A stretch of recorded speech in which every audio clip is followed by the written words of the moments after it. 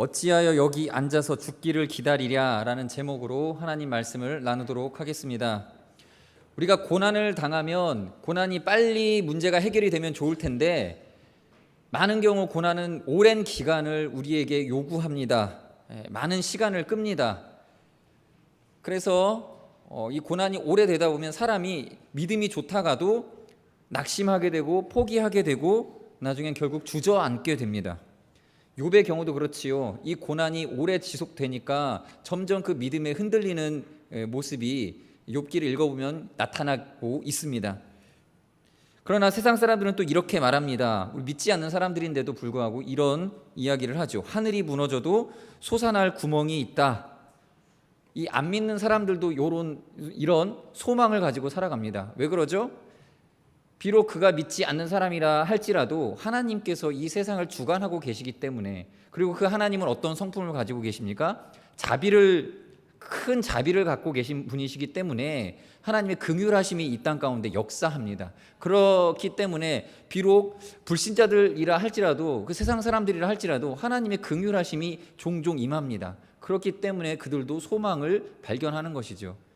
그렇다면 우리 믿는 자들은 어떠하여야 되겠습니까? 우리는 더욱더 그러하여야 됩니다. 더 큰 소망을 가지고 낙심의 오랜 시간들을 극복하며 이겨나가야 됩니다. 저는 그래서 오늘 여러분들에게 이런 고난, 그 다음에 나타나는 낙심, 그리고 포기, 그러다가 주저앉게 되는 이 상황 속에서 어떻게 우리가 이 믿음을 하나님께 보여드릴 수 있는지를 잠시 나누고자 합니다.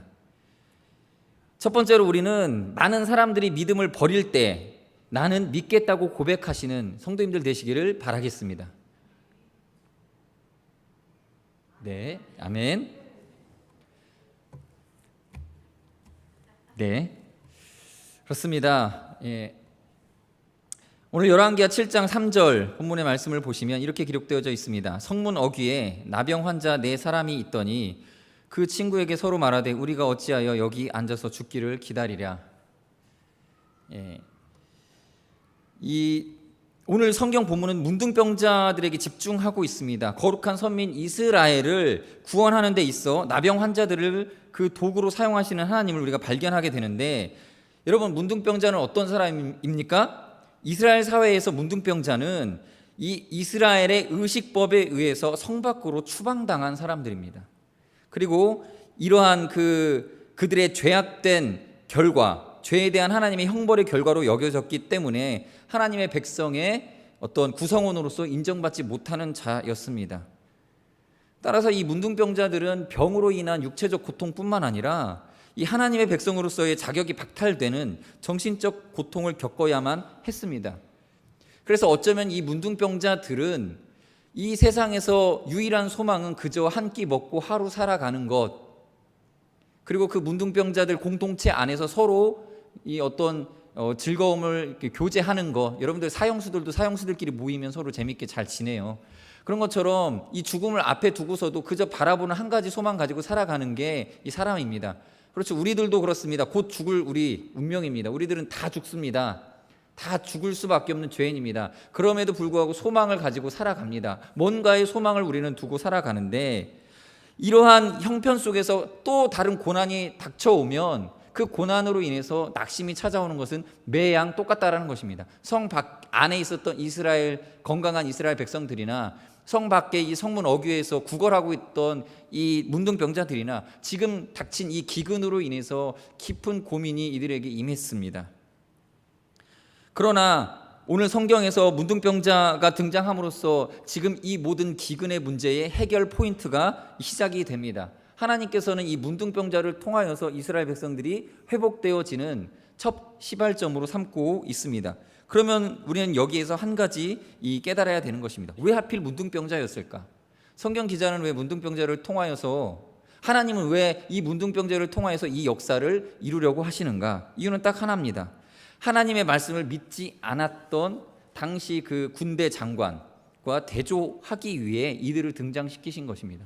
믿음이 있는 고관 대작, 그리고 물론 믿음이 있을지 없을지는 정확히 모르겠지만, 그러나 아무튼 연약한 자, 소외받는 자로서 등장하는 이 문둥병자와의 이 대조를 이루게 만드신 것입니다. 믿음이 없는 이 군대 장관, 어떤 장관입니까? 이렇게 말했죠. 여호와 하나님이 하늘에 창을 내신들 어찌 그리하겠느냐, 이렇게 의심했던 장관입니다. 그는 의심했습니다. 그러한 고위 관료의 불신앙을 하나님께서는 조롱거리 삼고자 하셨습니다. 여러분, 믿음 없으면 하나님께서 분노하십니다. 제가 금요일에도 설교할 때 이 이야기를 했습니다. 여러분, 믿음 없는 것에 대하여서 하나님께서는 그냥 너 믿음이 없구나 하시는 게 아니라 분노하십니다. 하나님의 하나님됨을 인정하지 않는 자들을 향하여서 하나님은 화를 내십니다. 우리가 너무 하나님의 인격을 너무나 선하시고 선하신 분으로만 묘사하려고 하면 사실 성경에서 우리가 부딪히는 부분들이 많이 있습니다. 여러분, 하나님은 불의에 분노하시고 특별히 믿지 않는 자들을 향하여서 분노하시는 하나님이십니다. 그래서 하나님께서는 지금 이 소외당한 문둥병자들로 하여금 구원의 큰 역사를 선포하게 하심으로써 이 장관의 불신앙을 향하여서 분노를 표현하신 것입니다. 여러분, 우리가 믿는 자입니다. 우리가 믿음이 없을 때 작은 믿음을 하나님의 은혜로 말미암아 우리가 받고 조금씩 성장하여서 어느 정도 우리의 믿음이 장성한 사람이다라고 말할 수 있는 그런 위치까지, 그런 성장한 성숙의 단계까지 올라왔습니다. 그런데 지금 이제 이 자리에 와서 하나님 앞에 믿음을 고백하지, 작은 믿음을 하나님의 작은 말씀이라 할지라도 그것을 의지하지 않고 믿지 않으면 하나님의 진노의 대상이 될 수 있습니다. 여러분, 지금 믿음이 중요한 것입니다. 과거에 내가 이 자리까지 오기까지, 과거에 나를 여기까지 이끌어왔던 믿음, 물론 그 믿음도 소중하지만 지금 내 위치에서, 지금 내가 이 맡은 직분에서 나의 이 직함에 맞는 믿음이 있는가, 하나님 앞에서 점검하셔야 됩니다. 그러므로 우리는 주 안에서 늘 겸손하고 어린아이와 같은 믿음을 견지해야 됩니다.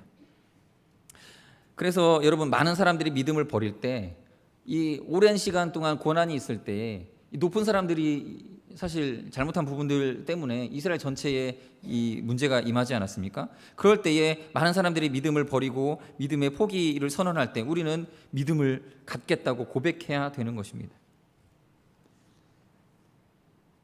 더불어 하나님은 우리에게 믿고 싶고 믿을 만한 것을 주셨습니다. 이것이 큰 은혜와 사랑입니다. 여러분, 하나님이 주신 것은요, 믿을 만한 것을 주셨습니다. 오늘 본문 4절의 말씀을 보시겠습니다. 4절 시작. 만일 우리가 성읍으로 가자고 말한다면 성읍에는 굶주림이 있으니 우리가 거기서 죽을 것이요, 만일 우리가 여기서 머무르면 역시 우리가 죽을 것이라. 그런즉 우리가 가서 아람 군대에게 항복하자. 그들이 우리를 살려두면 살 것이요, 우리를 죽이면 죽을 것이라 하고. 이 성읍으로 가자고 말할 때 문둥병자들의 각오가 이렇습니다. 우리가 가서 아람 군대에게 항복하자. 그들이 우리를 살려두면 살 것이고 우리를 죽이면 죽을 것이라. 이들이 믿었던 것은 어쩌면 이 절박함 속에 등 떠밀렸기 때문에 이 믿음을 가진 것입니다. 가서 살려주면 살 것이고 어차피 여기 있어도 굶어 죽을 것이니까 가서 또 죽임 당하면 죽자. 각오죠. 마치 에스더가 죽으면 죽으리라라고 고백했던 것 같은 그런 비슷한 느낌이지만 좀 다른 상황이죠. 이들은 지금 이 상황에 이끌려 어쩔 수 없이 선택한 것입니다. 그러나 한 가지 소망이 있는 것이죠. 혹시 살 수 있을까? 이들의 입술에 지금 신앙 고백은 따로 없습니다. 그러나 이들도 마치 세상 사람들처럼 믿는 뭔가 있는 거죠. 소망이 있을 것이다. 솟아날 구멍이 있을 것이다. 그런 것을 바라고 일단 나아간 것입니다. 지금 여기 앉아서 죽는 것보다는 낫겠다. 당시 기근은요, 곧 죽음을 말합니다. 고대 시대에는 식량을 보존하고 교역하는 데 지금 시대하고는 다른 한계가 많이 있었습니다. 그래서 많은 사람들에게 있어서 이 흉년이 임한다라고 하는 것은 곧 이 굶어 죽는 것을 의미합니다.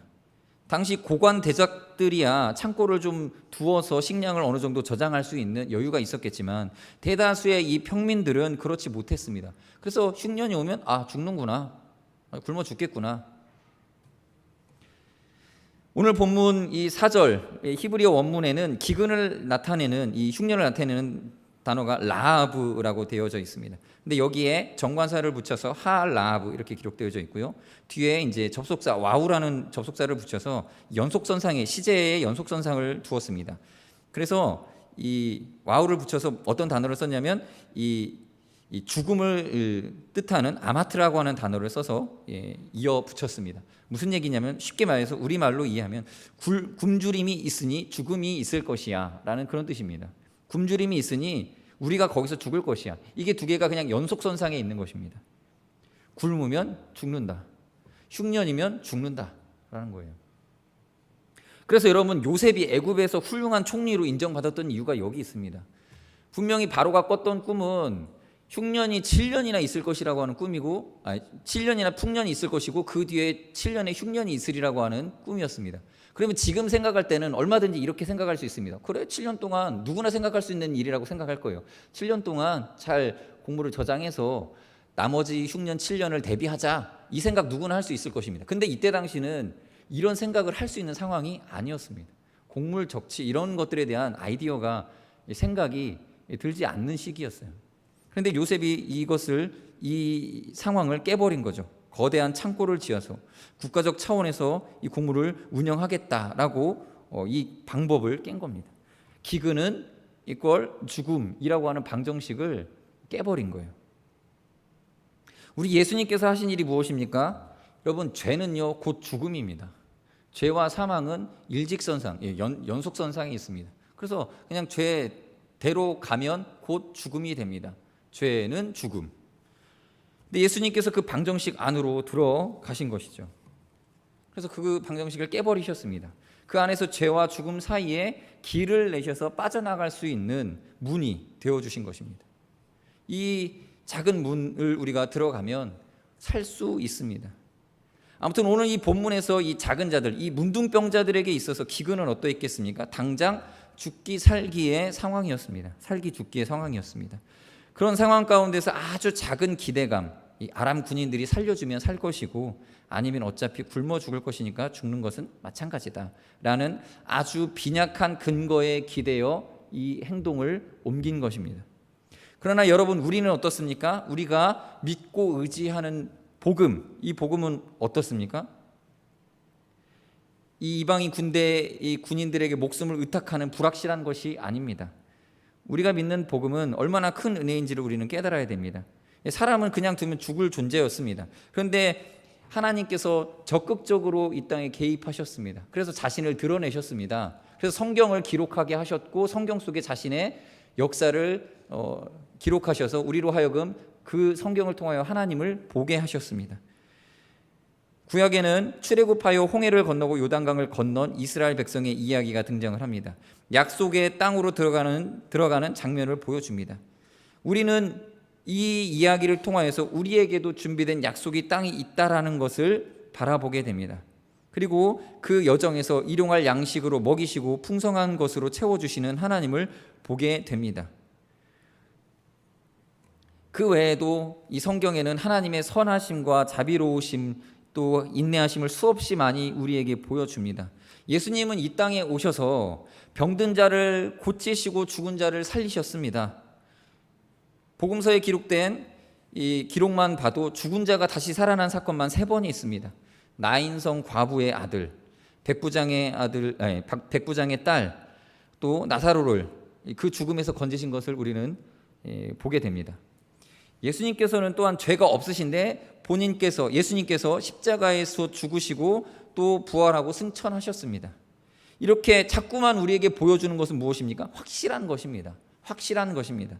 믿을 만한 것을 우리에게 믿으라고 계속 요청하고 있습니다. 그런데 왜 믿지 않습니까? 이 문둥병자는 앞으로 있을 일에 대해서 어떠한 그 기대 소망도 어떤 메시지도 없었지만 혹시 살 수 있겠구나 하는 마음에 믿음을 가지고 나아갔는데 여러분 우리가 받은 믿음의 조건은 무엇입니까? 이렇게 확실한 것입니다. 하나님께서 이 세상에 개입하셔서 기자들로 하여금 기록하게 하시고 그것도 여러 번 반복하게 하시고 몇 번이고 나타내 주셔서 소망을 가지라고 우리에게 보여주고 있습니다. 여러분 진실은 피로 지키고 거짓은 돈으로 지켜낸다라는 이야기가 있습니다. 이 많은 사람들이 피를 흘리고 목숨을 버리면서까지 이 진리를 지켜냈습니다. 요새는 실제 있었던 일들도 돈으로 온갖 수단과 방법을 동원해서 없었던 일로 숨기고 속이는 그런 세상입니다. 그러나 복음은 이 복음 있는 진실을 지켜내기 위해서 수많은 사람들이 그 목숨을 내어놓았습니다. 희생으로 지켜내었습니다. 이것이 과연 우리를 속이기 위한 거짓일까요?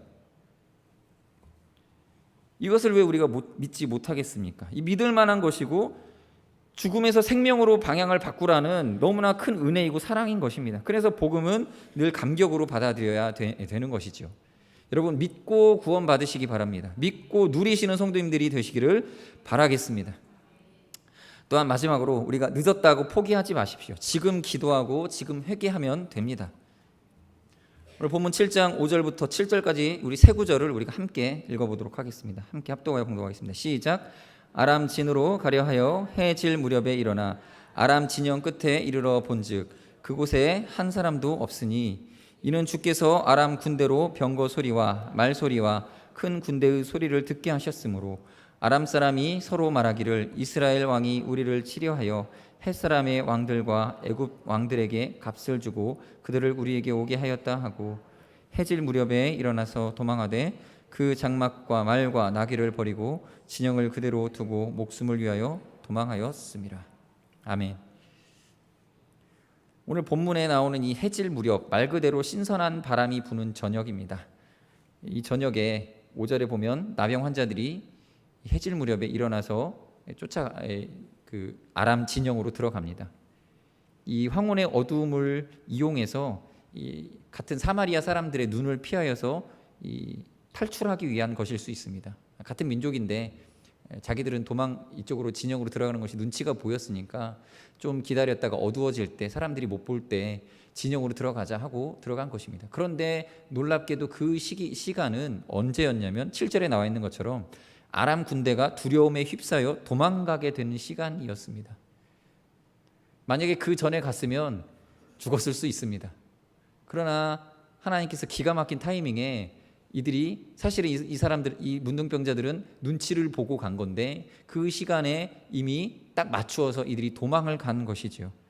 하나님께서 어떻게 하셨습니까? 아람 군인들로 하여금 두려움을 느끼게 속은 거죠. 자신의 눈과 귀가 제대로 된 것을 못 보고 잘못 착각한 것이죠. 이게 하나님이십니다. 하나님 그렇게 하실 수 있습니다.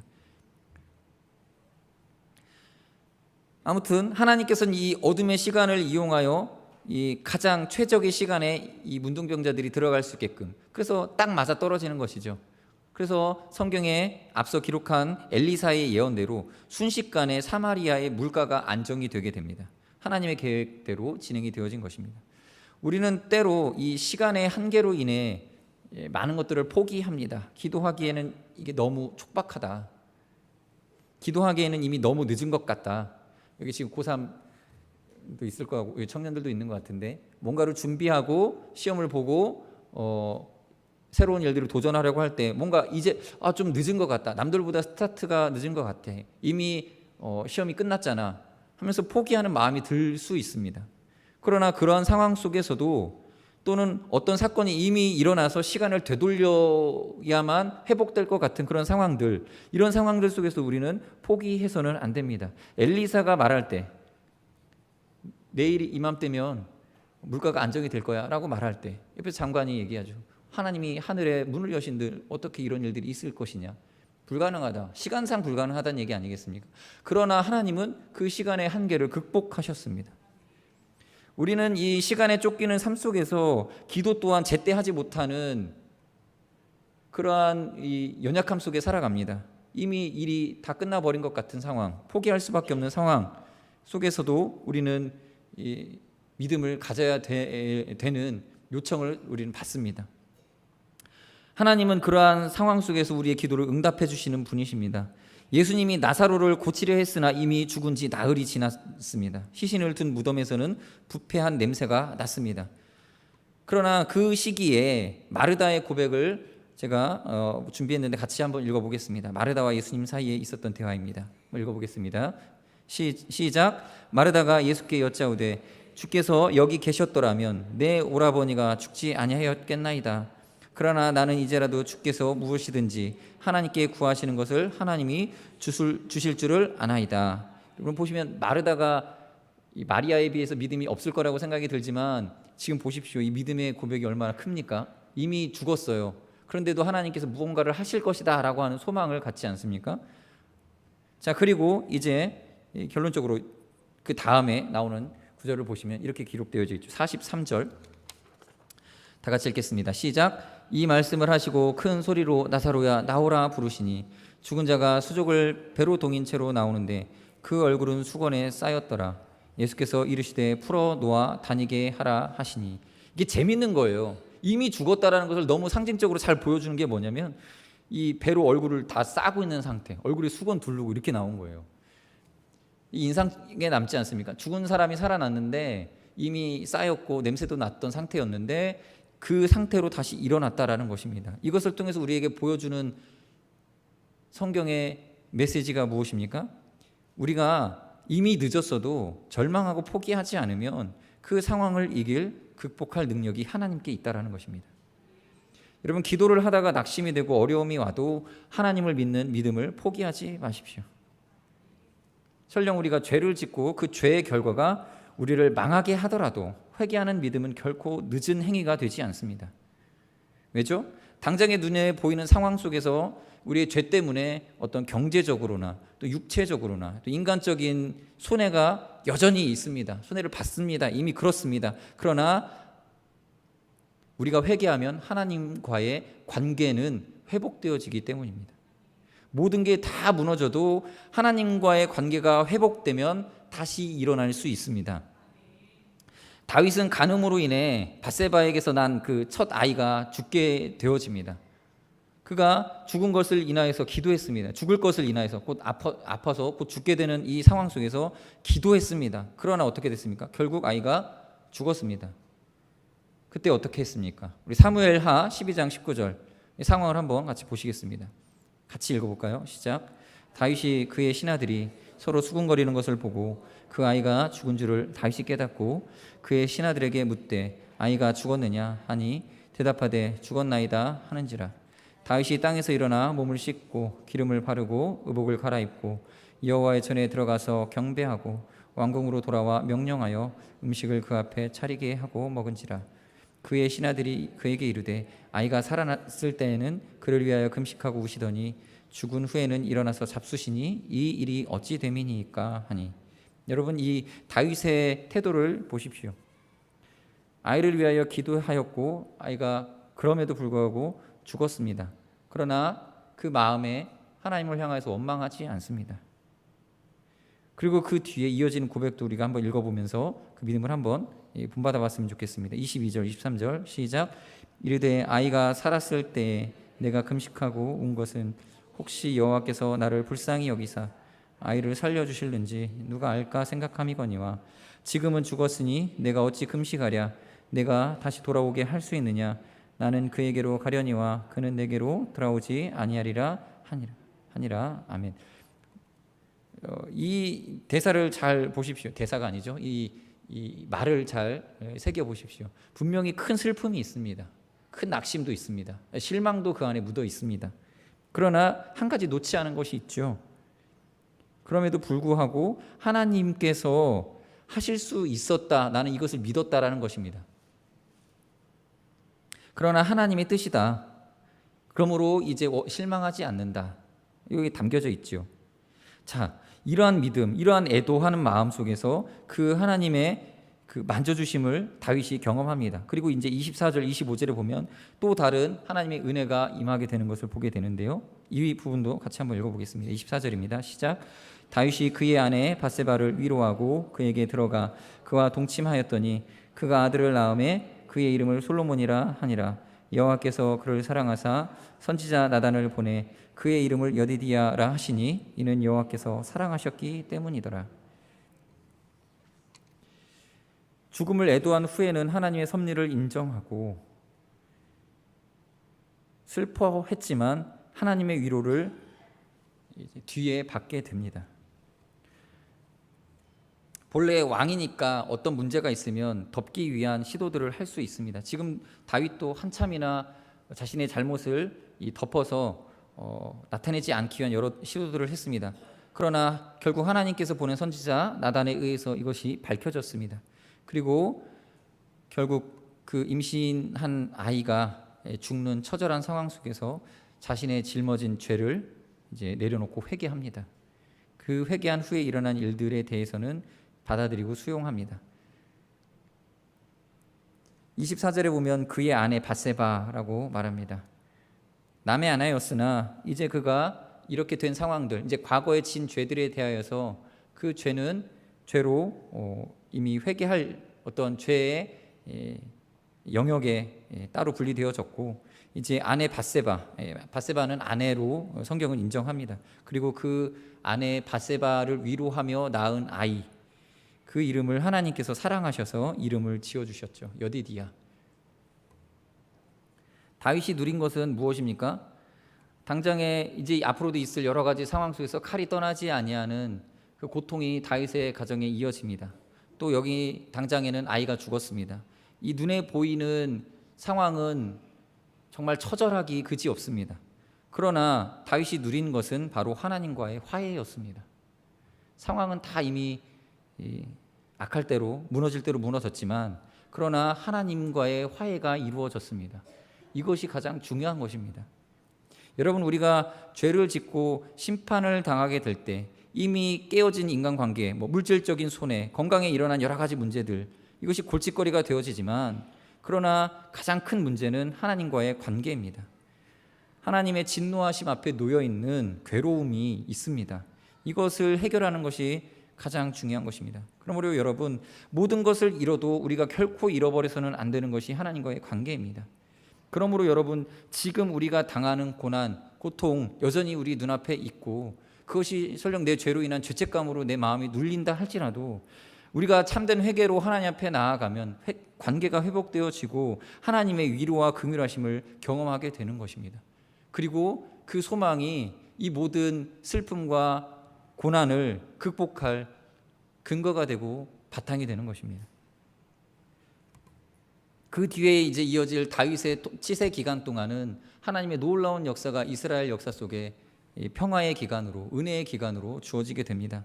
물론 다윗은 고난 속에 있었지만 그 모든 상황 속에서도 하나님의 함께 하심을 경험하고 기도 응답을 경험하며 하나님 동행하심을 그 이전, 이 사건 이전과 동일하게 경험하게 되는 것입니다.